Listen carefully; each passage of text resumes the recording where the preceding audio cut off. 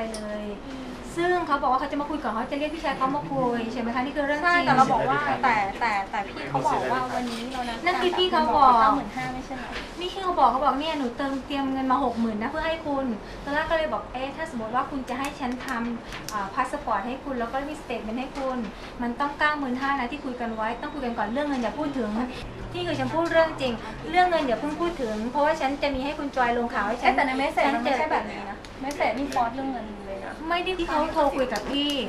คุณต้องคุยเรื่องจริงคุณต้องพูดเรื่องจริงนะคะในเมสเซจนั่นคือเขาถามฉันแล้วโทรคุยกับเวลาส่งข้อความเขาให้ฉันส่งฉันก็ส่งตามข้อความนั่นคือหมายความว่าส่งเมสเซจมันข้อความตรงไหนเมสเซจตรงไหนน้องเขาถามให้โอนเท่าไหร่พี่ก็พิมพ์ไปเท่านั้นแล้วมีรายละเอียดอะไรมั่งเขาพยายามจะถามฉันให้มันมีความผิดถูกต้องไหมคะถ้าฉันตัดลงถามฉันจะรับชอบไหวไหมฉันต้องการคืนผู้หญิงคนนี้ฉันไม่ได้มีที่จะโกงใครและฉันป่วยจริงน้องเขาไปเยี่ยมฉันจริง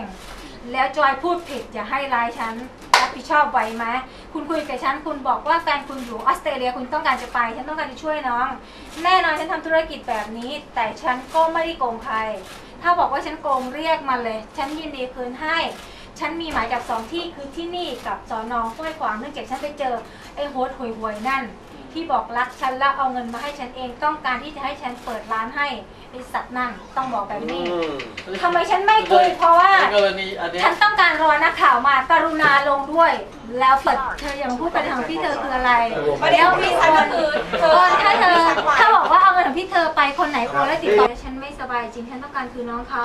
นี่คือเรื่องจริงแต่ฉันบอกว่าขอเวลาเป็นพรุ่งนี้หรือว่าสิ้นเดือนได้ไหมเพราะว่าฉันเพิ่งจะวางเงินมัดจำที่ดินไปวันนี้5 ล้านที่ฉันจะซื้อจะขายกับเขามีสัญญาซื้อขายฉันไม่จำเป็นต้องโกหกพวกคุณฉันทำธุรกิจบ้านคุณนะคะ